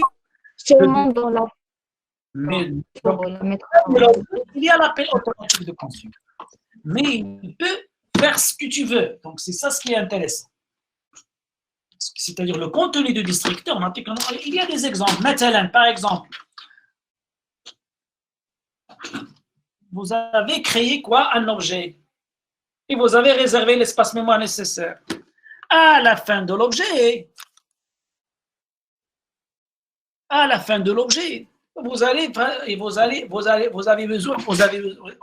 vous êtes obligé de détruire l'espace qui est déjà réservé. Dans ce cas, qu'est-ce qu'on va faire? Vous allez faire les instructions ici de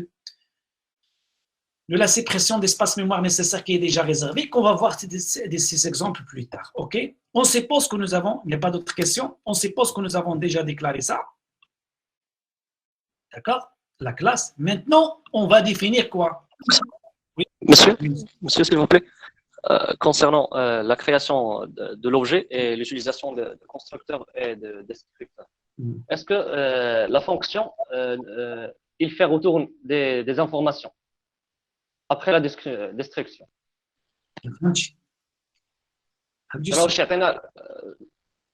زعما واش يعطينا المعلومات في الاخر واش كناخذ منه معلومات ولا كيكون الاستعمال ديالها غير في الحدود ديال الكرياسيون وصافي وكتمشي. Non, tu peux l'utiliser, tu peux utiliser, comment on dit, les fonctionnalités d'un constructeur comme tu veux. Tu vas voir plus tard comment je vais utiliser dans ce qu'on appelle la constructeur par recoupé. Donc, maintenant, dans le cas de la création de quelque chose de réel, concret, j'aimerais bien de créer un client avec le serveur. Lors de la création d'un client, je dois connecter automatiquement le client vers le serveur et je définis quoi canal de communication. Tout ça, je peux le faire dans le constructeur. Et une fois que je termine le client, je peux détruire les ressources qui sont déjà lui réservées. D'accord? Est-ce que c'est clair? C'est-à-dire, la fonction principale d'un constructeur, ce n'est pas juste l'initialisation, je peux exploiter autrement. Et on va voir qu'est-ce qu'on peut faire. Voilà un autre exemple.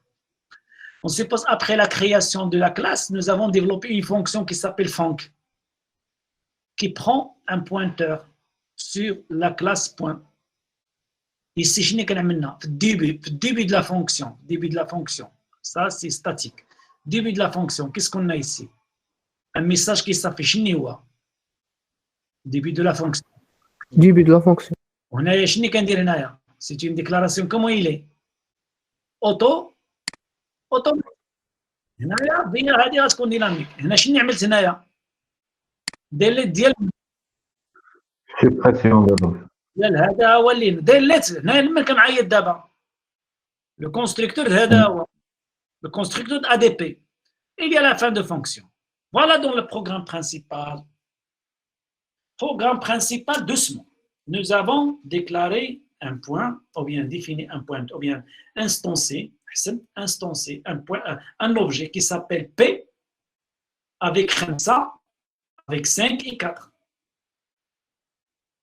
Juste après, nous avons déclaré un pointeur étoile ADR. Nous avons affiché début du main. Nous avons détruit quoi? New. Nous avons créé quoi? Un pointeur ADR avec 3, 7. Maintenant, l'appel vers la fonction avec l'ADR, c'est-à-dire je mets l'objet de l'objet ADR avec 3, 7. Avec 3, 7. Début de la fonction. Nous avons créé un autre avec 3, 7. Supprimer. Nous avons celui que nous avons passé en argument, fin de l'objet, delete ADR, l'écrit et après, qu'est-ce qu'on va faire? Pardon, fin de main et fin de l'accolade là où j'ai déclaré P. Je pose la question. Un ingénieur, from the list, un étudiant, si jamais je pose la question, j'aimerais bien un intervenant ou bien une intervenante. Qu'est-ce qu'on va voir comme succession d'affichage ou bien des résultats? Je n'ai un chevaux comme résultat. Yallah. Doucement. Bdina, point, P54. Qu'est-ce qu'on va voir? On va voir qu'est-ce qu'on va faire suite à cette instanciation.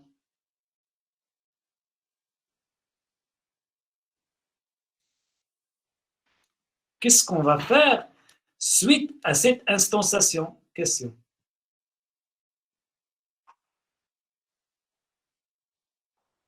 Salut. Affectation des valeurs des pointeurs, monsieur.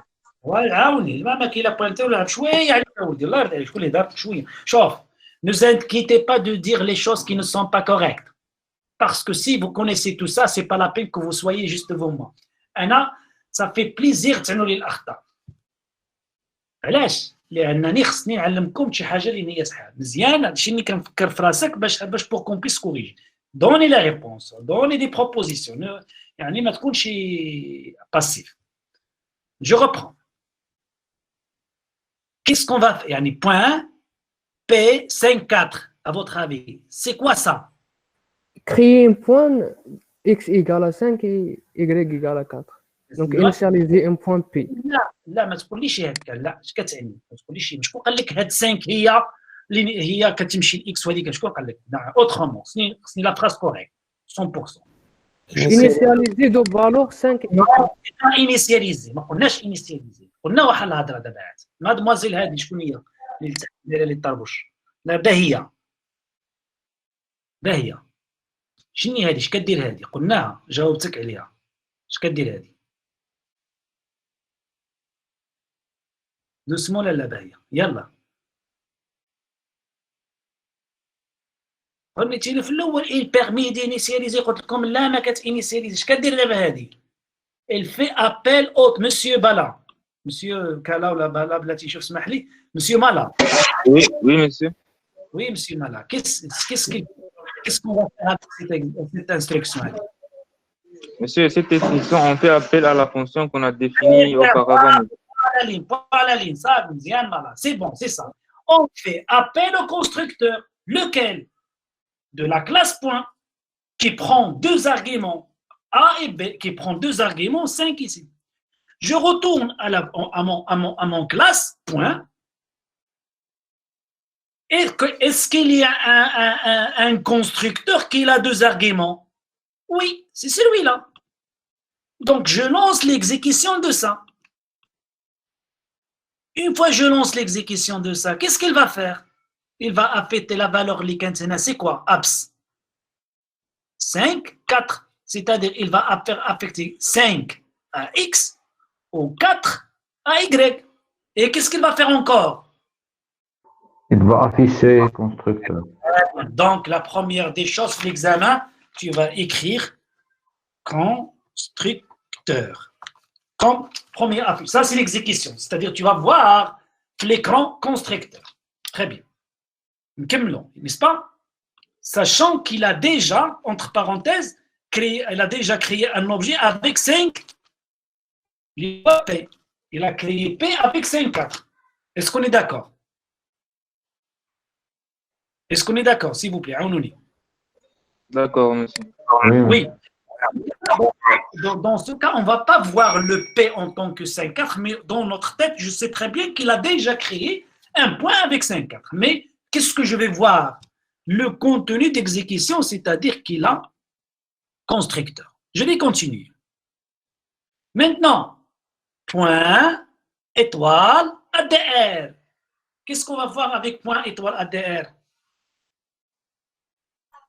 Un pointeur. Pointeur, monsieur.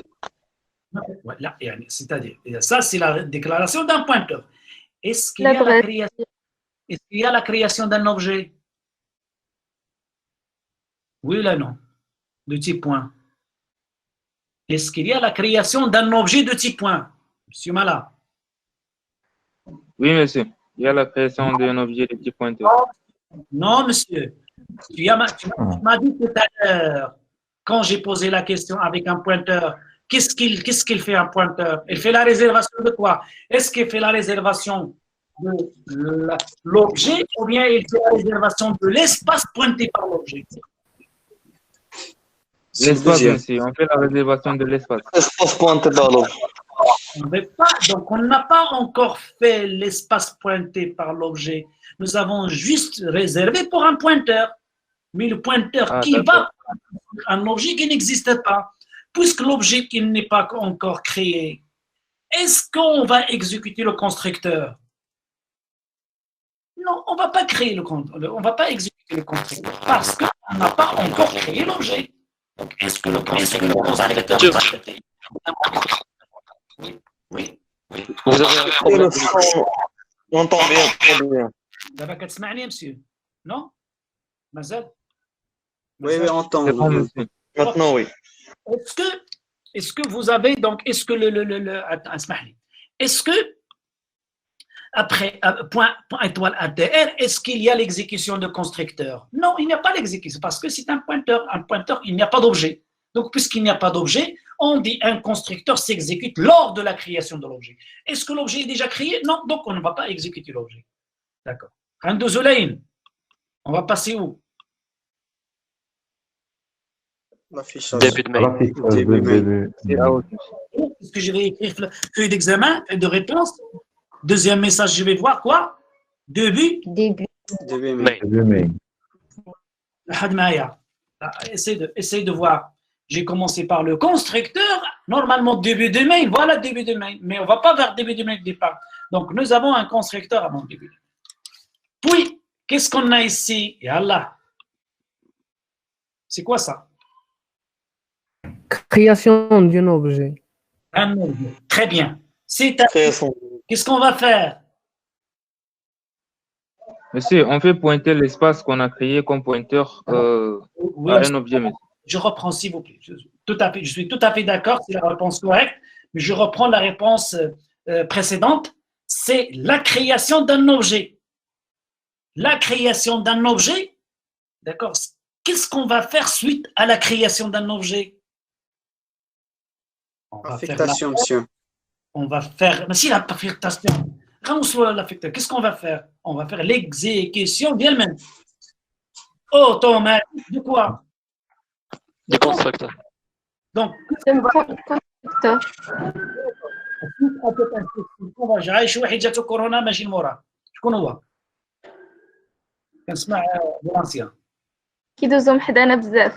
صافي الله يحفظك. Les diapositives arrêtent. Là, je plaisante. D'accord. Donc, qu'est-ce qu'on va faire? On va exécuter quoi? La fonction constructeur. Je vais retourner fonction constructeur. Voilà. Qu'est-ce qu'il va faire maintenant? Là, il commence. Il fait l'initialisation de quoi? De 7 à x, de 3 à x et 7 à y. Et qu'est-ce qu'il va afficher? Constructeur. Donc, je vais voir ici. Constructeur, mais de 7, 3, de ADR. Est-ce que c'est clair? Maintenant, je passe. Après la création de Naya de 7, 3, je n'ai maintenant Fonc ADR. Fonc ADR, une interruption. Une interruption, il appelle à la fonction. Je vais envoyer ADR à la fonction Fonc. La fonction Fonc. Qu'est-ce qu'il contient ici? ADR par unification. ADR, et qu'est-ce qu'il affiche? Début de la fonction. Donc, je vais écrire début de la fonction. D'accord. Maintenant, après, qu'est-ce qu'on va faire ici? S'il vous plaît. Est-ce que vous entendez? Oui. On fait appel à la fonction. Qu'est-ce qu'on va faire ici? Créer notre point C. On fait appel au constructeur, monsieur. Voilà, on va appeler au constructeur. Le constructeur d'Yali, qu'est-ce qu'il fait? Il va initialiser le point que nous avons passé là, C, mais il va l'initialiser à 3, 7, mais on va voir le mot quoi? Constructeur. Constructeur. Et après constructeur, je retourne à la fonction d'Yali, à la fonction, et je continue. Là, pardon, à la fonction, jette la fonction. Qu'est-ce qu'il y a ici? Ah, attention, il y a la semaine. Des lettres ADP qui étaient là. ADP, je connais. Il y a les SFTNA, ADR, les FIHA, c'est 7 lettres. Donc, des lettres ADP, qu'est-ce que ça veut dire des lettres ADP? Suppression. Supprimer. Ou bien terminer l'objet, la vie de l'objet d'elle-même. ADP. ADP. Ah. Je vais faire l'appel il-même. Districteur. Donc le districteur. Donc je vais qu'est-ce que je vais voir ici? Districteur. Donc d'accord, je vais voir le mot districteur. Après le districteur, je vais retourner à la fonction districteur. Et ici, fin, je n'ai un chouf mubashara. Qu'est-ce que je vais voir? Fin de fonction. FCT. Monsieur. Les règles a dit, une chose. Monsieur, j'ai une question. Pardon. J'ai une question, monsieur, s'il vous plaît. Oui. quelle est la différence entre ADP et ADR? ADP, c'est variable formelle, اللي عرفنا به la fonction. Ou ADP, c'est la variable effective. هي la valeur اللي صيفطناها. Que nous avons envoyé. Nous avons envoyé ADR. Mais كنمشي عند la fonction دابا كنمشي ب ADR. يعني كنعمل unification كتولي لي هنا كتبدل ADP ب ADR. Dans le cas d'exécution. في la cas d'exécution. يعني بأنني غنعمل هنايا delete ديال من اللي جات هنا. هي ADR. C'est-à-dire delete ديال l'objet que nous avons créé هنايا. Avec فين هنا pardon. هنايا. D'accord. Maintenant, je vais terminer. La fin de la fonction. يلا شوف اللي غيجاوبني دابا رجع لعندكم شوف فيكم فين مشيتو.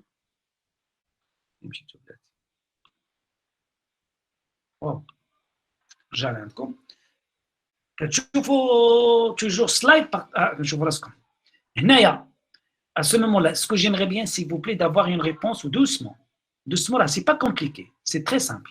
رجعوا لهنا مشيت هذيك الصحيفة.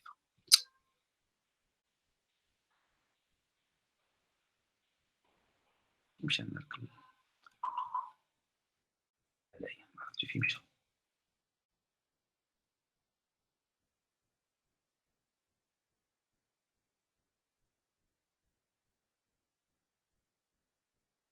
Voilà, هنايا. من بعد ما nous avons terminé هنايا s'il vous plaît. Ça y est, fin de la fonction. تفقتوا معايا, c'est bon. كتبنا fin de la fonction. Qu'est-ce qu'on va voir encore? Doucement. C'est une réponse. Quelqu'un peut donner une réponse, s'il vous plaît. Qu'est-ce qu'on va voir? Monsieur, le constructeur va être exécuté. De quai? Pourquoi? Parce qu'il s'exécute à la fin quand on termine d'exécuter un objet. شكون وعلاش وفين علاش غنعيط لان ديستريكتور pour quelle raison? Parce qu'il s'exécute automatiquement. Mais oui, il s'exécute automatiquement. C'est quand, monsieur? كمل معايا يلا كنجاوبك عيسى جاوبني. C'est quand? ماشي une fois que اكولاد غتعيط لو فان ديستريكتور. C'est quand on fait l'appel à un destructeur? C'est la fin de l'objet. Est-ce qu'il y a ici la fin d'un autre objet هنايا في هاد البلاصه هادي؟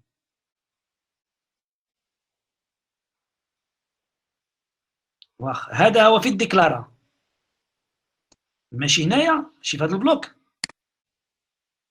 D'accord? هذا الديكلارا في هذا البلوك. Nous avons déclaré C dans ce bloc. هنايا on va terminer tous les objets qui ont été déclarés dans ce bloc. هذا normalement c'est dynamique. J'ai forcé la suppression de ADP, bien de ADR qui est déjà créé. وهنايا qu'est-ce qu'on va faire? On va appeler la fin de C. Pourquoi? Parce que C, elle était déclarée dans ce bloc. Donc, automatiquement, je vais faire l'appel au constructeur pour le C. À ce moment-là, je reviens au constructeur et je vais appeler le constructeur, destructeur. Donc, je vais voir le mot quoi? Yak.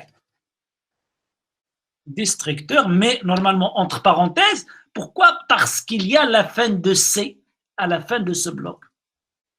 Maintenant, après la fin de ce bloc, de cette fonction, je retourne, la fin de l'interruption et fin de l'exécution de la fonction, je retourne à mon programme, je retourne je retourne à mon programme, c'est une waya, retourne à mon programme, et qu'est-ce qu'on va faire? Qu'est-ce qu'on va voir? La suite. Fin main. Une fois nous avons fait fin main, nous avons terminé ce bloc. يلا دابا الا ما جاوبتونيش غنشد عليكم ونقول لكم حتى بسلامه. غنشد شي بلوك. ولا غنشد شي بلوك هذا هو نصيفطو من هنايا. دابا خصكم نتوما تجاوبوني سي بو بلي. دابا سديت البلوك سالينا. Qu'est-ce qu'on va faire?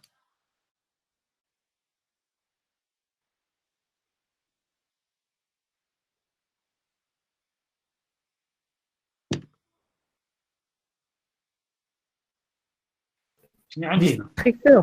On appelle un destructeur. علاش très bien afficher le Fin d'accolade. لا fin ديال من Fin d'accolade. fin ديال اي 54 c'est déclaré ici.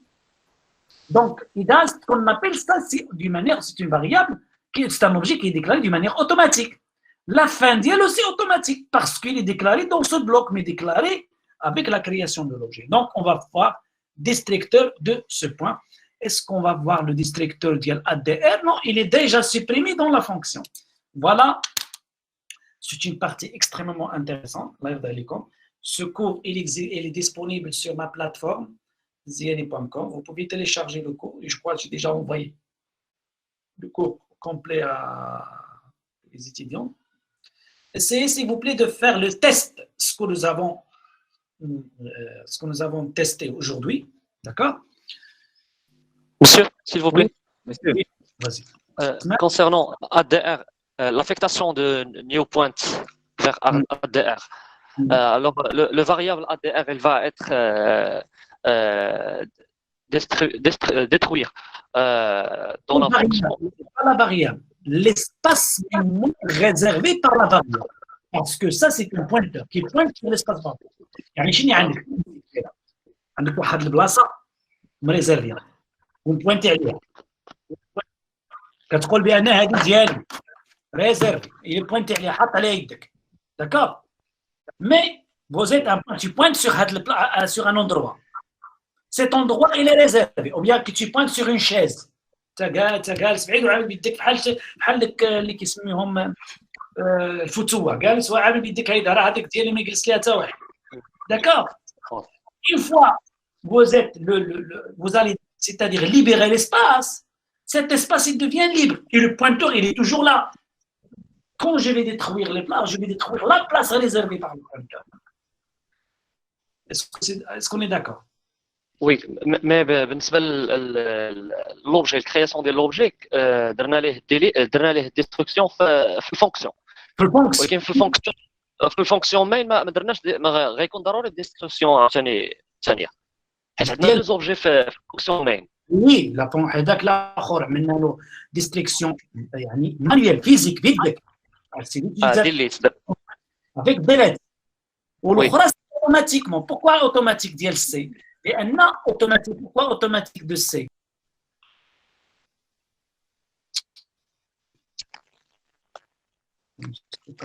لا عندنا هنا. Pourquoi automatique?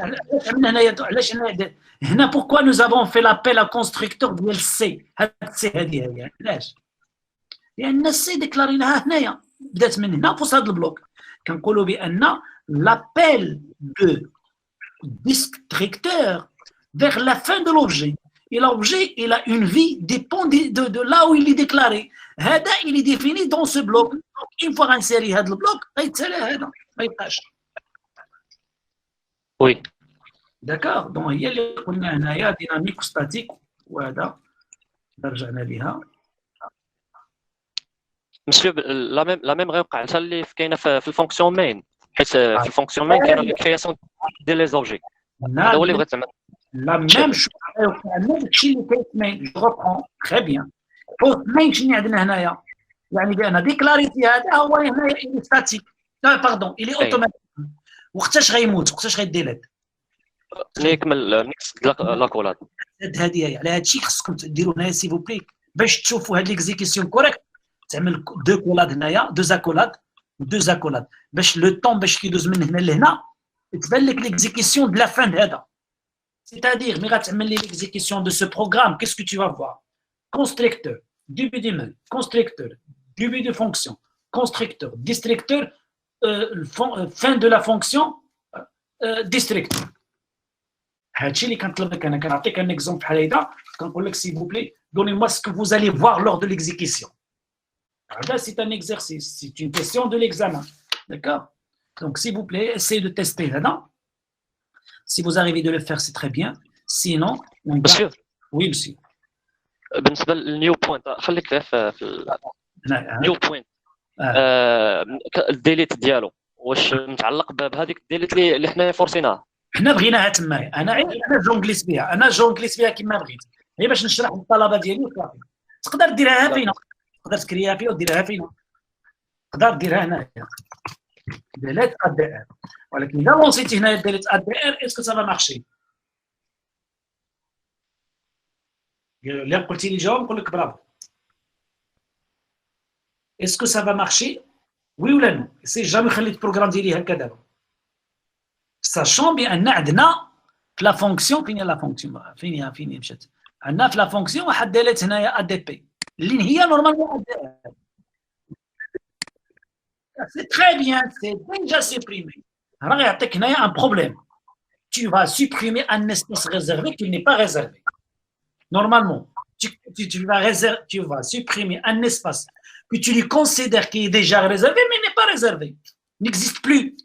Pourquoi? Parce que déjà tu as passé l'ADR ou tu supprimes l'ADR. Est-ce qu'on est d'accord? ولكن إذا زولنا هنايا مثلا ما كايناش عندنا هاد اللي هنايا مشينا غير خدمنا به. Par exemple, nous avons juste manipulé le ADR مثلا étoile مثلا